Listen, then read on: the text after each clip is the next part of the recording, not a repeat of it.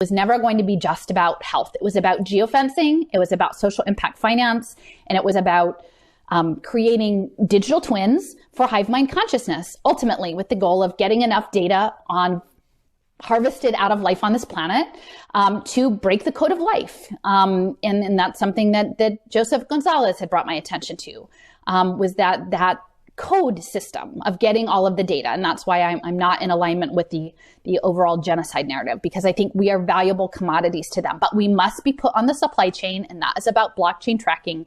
And it's not simply about a vaccine passport. It was never about a vaccine passport. It was about the biometric blockchain identity. And you can see that on the right in the COVID Credentials Initiative, which I added early on in this process, that Learning Economy Foundation, which is, before the pandemic, I felt that learning economy was going to be the entry point, was transcripts.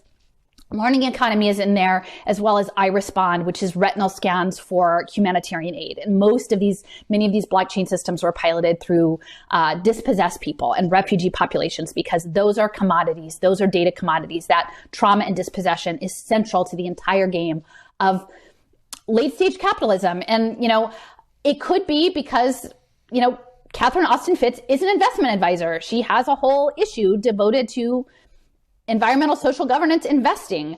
This is where global capital is going. And, I'm just saying it because that is the logic. And we can see the logic being built out by BlackRock, by the central banking systems, and it's all going to run through the biometric identity. But to limit the narrative to it being a vaccine pass, I think at this stage of the game is not helpful, because people need to understand that it's much bigger. And if we expanded it beyond vaccine language, we could actually bring in many more people who are in different silos right now over the health issue. Yeah, I mean, that's one thing that